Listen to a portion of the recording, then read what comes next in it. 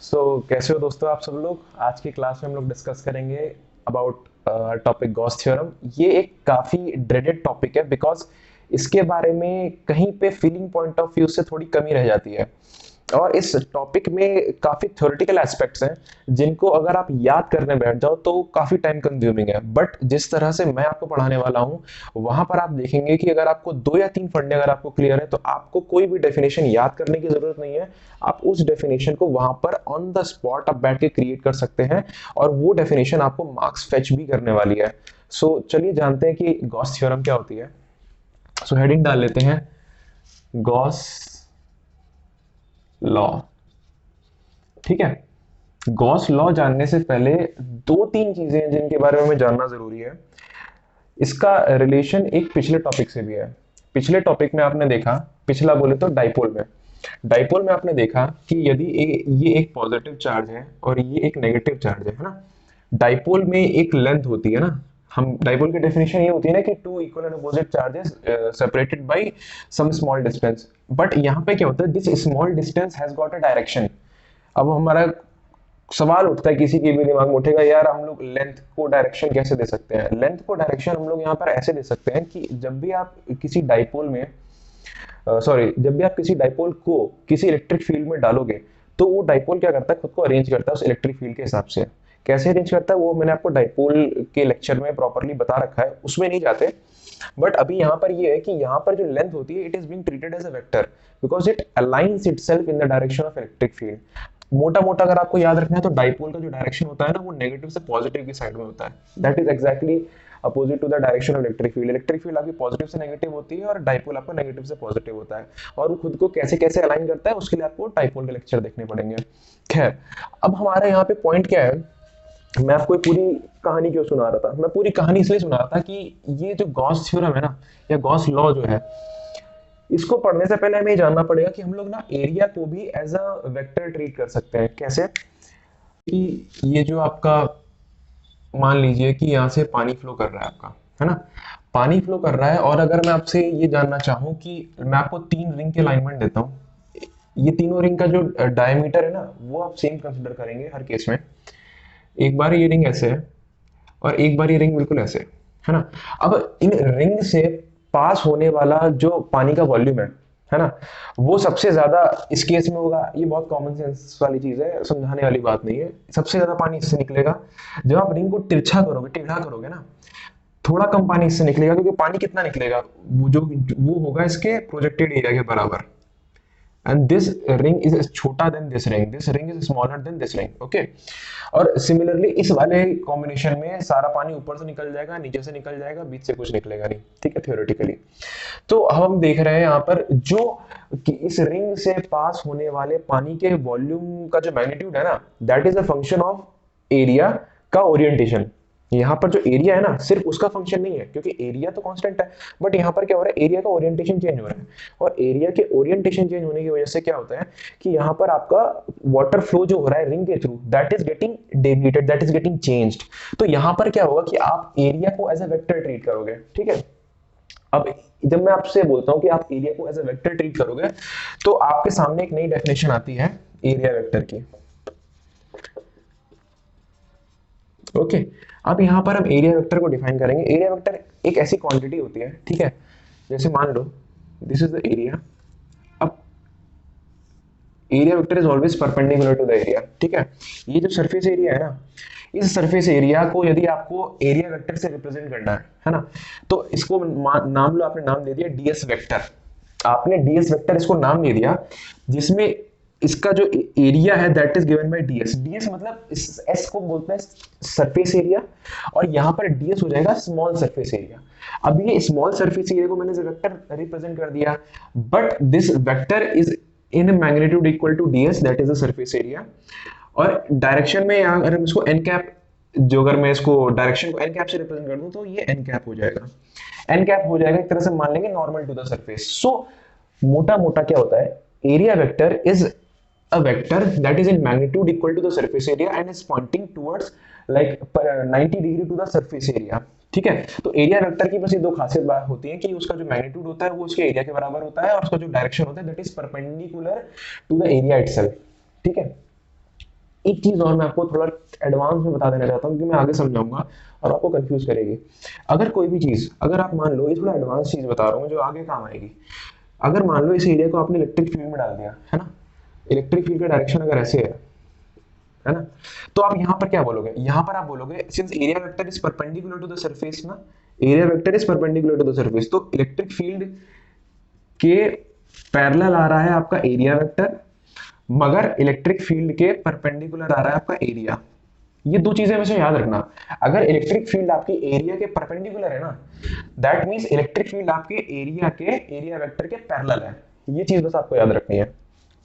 तो हमने यहां पर डिफाइन कर लिया what is our area vector. ये बेसिकली मैं क्या कर रहा हूं, मैं प्लॉट कर रहा हूं आपको। गॉस थ्योरम समझाने से पहले मैं प्लॉटिंग कर रहा हूं कि आपको हर एक चीज समझ में आए। अब आपको क्या पता होना चाहिए, फ्लक्स पता होना चाहिए। Electric flux, what is electric flux? ठीक है, इलेक्ट्रिक फ्लक्स बेसिकली हम लोग क्या करते हैं, हम एग्जैक्टली इसकी ऐसी डेफिनेशन नहीं है कि it is equal to this many lines through the surface area. मतलब इसकी डेफिनेशन में अगर आप देखोगे ना, तो साफ साफ लिखा है दैट इट रिप्रेजेंट्स। ठीक है, अब मैं आपको पहले डेफिनेशन बताता हूं, फिर इसका मतलब बताता हूं। इलेक्ट्रिक फ्लक्स रिप्रेजेंट्स, याद रखना मैंने यहां पे लिखा है रिप्रेजेंट्स, मैंने यहां पे इक्वल टू नहीं लिखा है, यहां पे लिखा है मैंने represents the total number of electric field lines passing perpendicular to the area। ठीक है, represents the total number of electric field lines passing perpendicular to the area under consideration। ठीक है, बताना पड़ेगा किस एरिया की बात कर रहे हैं हम लोग, जिस एरिया को हमने कंसिडर कर रखा है। मतलब इलेक्ट्रिक फ्लक्स जो होता है ना, it is the property of area. किसी एरिया की हम बात कर रहे हैं, उस एरिया की प्रॉपर्टी होती है इलेक्ट्रिक फ्लक्स। मतलब उस एरिया को 90 डिग्री एंगल पे कितनी इलेक्ट्रिक फील्ड लाइंस काट रही हैं, that is defined as electric flux. ठीक है, and it represents the total number of electric field lines, it is not equal to. ठीक है, तो यहां पर इस वर्ड पे ध्यान देना, इट इज रिप्रेजेंटिंग। ओके, यहां पर आपको जो फ्लक्स होता है ना, it is denoted by phi. ठीक है, अब हम इसको कैलकुलेट कैसे करते हैं, हमारा फॉर्मूला जो है, जो हमें इंडिकेट करता है कि कितनी इलेक्ट्रिक फील्ड लाइंस है उस पर्टिकुलर एरिया में, that is equal to E dot ds। हमने इसको ऐसे डिफाइन किया, हमने इलेक्ट्रिक फ्लक्स को डॉट प्रोडक्ट डिफाइन किया इलेक्ट्रिक फील्ड का और सरफेस एरिया वेक्टर का। ठीक है, एरिया वेक्टर मैंने आपको थोड़ी देर पहले समझाया अभी आपको। ठीक है, that area vector is perpendicular to the surface area that is under consideration. अब हम यहां फ्लक्स जानते हैं, that flux is equals to E dot ds। अब यहां पर क्या होता है, यहां पर हम दोनों इलेक्ट्रिक फील्ड को कांस्टेंट लेने वाले हैं। ये बात आप ध्यान रखना, मैं आपको थोड़ी देर बाद में समझाऊंगा कि इलेक्ट्रिक फील्ड को कांस्टेंट क्यों ले रहे हैं। हम लोग गॉस थ्योरम के अकॉर्डिंग्स में इलेक्ट्रिक फील्ड को कांस्टेंट लेंगे। बेसिकली हम लोग यहाँ ये मान लेंगे कि हम इलेक्ट्रिक फील्ड किसी एक पर्टिकुलर पॉइंट पे कंसीडर कर रहे हैं, that particular point is equidistant. ठीक है, हम वो जितने भी पॉइंट हैं, जितने भी सारे इक्विडिस्टेंट पॉइंट हैं, उस पर इलेक्ट्रिक फील्ड निकाल रहे हैं। That means since all the points are equidistant, तो उन सारे पॉइंट्स पे इलेक्ट्रिक फील्ड कांस्टेंट होगी। तो इसलिए हम क्या करते हैं, यहाँ पे इलेक्ट्रिक फील्ड को एज ए कांस्टेंट ले लेते हैं। इस पे ज्यादा ज्ञान आपको थोड़ी देर बाद मिलेगा जब मैं आपको गॉस सरफेस बताऊंगा। ठीक है, अब इसमें कंफ्यूज मत होना कि मैंने इलेक्ट्रिक फील्ड को एज ए कांस्टेंट कैसे अपनी मर्जी से ले लिया। मैंने अभी यहाँ पे इलेक्ट्रिक फील्ड कांस्टेंट लिया है, क्यों लिया है, कैसे लिया है और इसकी क्या इंप्लीकेशन है, मैं आपको थोड़ी देर में बताऊंगा। इलेक्ट्रिक फील्ड आपने बाहर ले लिया और यहाँ पर आपको सरफेस एरिया को इंटीग्रेट करना है आपको। ठीक है, अब अगर मैं इस पे एक गोला मार दूं, यहाँ पे ऐसे लिख दूं ना, इसका मतलब क्या होता है, आपने सरफेस एरिया को पूरा इंटीग्रेट कर दिया ओवर अ क्लोज्ड बॉडी। ठीक है, जैसे मान लो अगर आपके स्फीयर है ना, तो ये ds आपका एरिया हो गया। ठीक है, अगर मैं यहां पे लिख दूं, ये चीज लिख दूं अगर मैं, इसका मतलब हो जाएगा total surface area of sphere. ठीक है, अगर इसकी रेडियस मैंने r मान रखी है ना, तो ये आपका क्या हो जाएगा 4πr²। समझ में ये बात, ये हो जाएगा आपका। तो फ्लक्स की डेफिनेशन आपके पास ये आ गई है। ठीक है, फ्लक्स को मैथमेटिकली आपको ऐसे लिखना है और थ्योरेटिकली आपको ऐसे लिखना है, और मोटा मोटा अगर आप किसी नॉर्मल लेमैन को समझाना हो तो बस ये सिंपल इतना बताता है कि कितनी इलेक्ट्रिक फील्ड लाइंस आपके सरफेस को परपेंडिकुलरली काट के जा रही है, उसका एक मेजर होता है, उसको रिप्रेजेंट करती है इलेक्ट्रिक फ्लक्स। ठीक है, अब हम जाएंगे कहां पे, गॉस थ्योरम पे, कि गॉस थ्योरम क्या कहती है हमारी।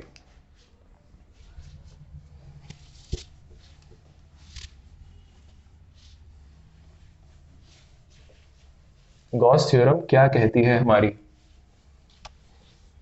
अब मैं गॉस थ्योरम को भी आपको ऐसे बताऊंगा ना कि आपको याद नहीं करना पड़ेगा। गॉस थ्योरम, खैर गॉस थ्योरम का ऐसा ना कुछ याद करने वाला है भी नहीं, ठीक है। अगर आप गॉस थ्योरम का सिंपल सा एक्सप्रेशन देखो ना, इट इज इक्वल टू, मतलब मैं मैथमेटिकली पहले लिख दे रहा हूँ क्योंकि ये याद करना आसान है, फिर इसके बेसिस पे डेफिनेशन तो बनी जाती है, Q अपॉन एप्सिलॉन नॉट, ठीक है ना। दैट फ्लक्स, ये 5 मैंने आपको बताया था फ्लक्स होता है, यहाँ पे Q क्या है, एप्सिलॉन नॉट क्या है, अभी बता रहा हूँ मैं, ठीक है। सो गॉस थ्योरम क्या होती है, गॉस थ्योरम स्टेट्स दैट, ठीक है, हम पूरा लिख लेते हैं properly, Gauss theorem states that, अब सुनना, द टोटल इलेक्ट्रिक फ्लक्स, ठीक है, through an enclosed surface, surface has to be closed, ठीक है, through an enclosed surface, enclosing a charge, enclosing a charge, ये वही चार्ज है Q, ठीक है। ये कह रहा है कि total electric flux through an enclosed surface enclosing a charge, एक इंक्लोज्ड सरफेस है, ठीक है। यहां पर आप फुटबॉल मान लो, उस फुटबॉल के अंदर एक चार्ज रखा हुआ है, तो उस फुटबॉल से बाहर आने वाली इलेक्ट्रिक फ्लक्स जो होगी ना, ये वही बता रहा है। So it states that the total electric flux through a enclosed surface enclosing a charge, ठीक है, इंक्लोज्ड सरफेस भी होना चाहिए और it has to enclose a charge also, enclosing a charge is equal to, देखो ये याद कर लो, 1 upon epsilon not times what, the charge enclosed in the surface।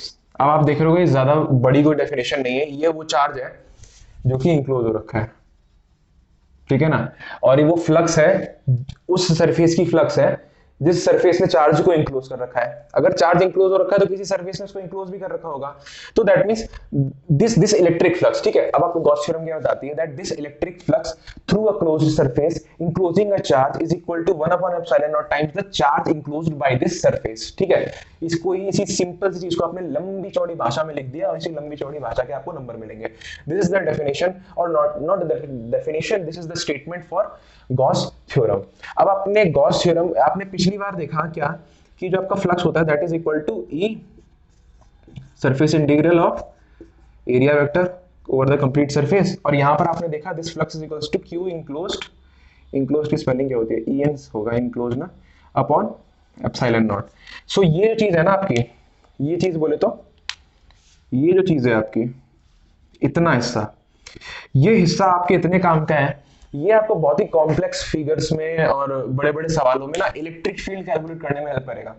आपको फील आ रहा होगा कि अगर मैं गॉस थ्योरम लगाऊंगा ना तो मैं सरफेस एरिया कैसे करके कैलकुलेट करूंगा और उसको इधर ले जाऊंगा ना तो आपकी इलेक्ट्रिक फील्ड आपकी आ जाएगी। अब हम इससे कैसे खेलेंगे और किस तरह से इलेक्ट्रिक फील्ड्स कैलकुलेट करेंगे हम देखेंगे, बट ये जो आपका स्टेटमेंट है ना, इसको ध्यान से देखो, इसमें कुछ नहीं है। अगर आपको क्यों इंक्लोज्ड पता चल जाए, आपको एप्सिलॉन नॉट पता चल जाए, है ना, तो यहां पर आपको ये सरफेस एरिया वाला फंक्शन आ जाए तो आपकी इलेक्ट्रिक फील्ड आपके पास आ जाएगी।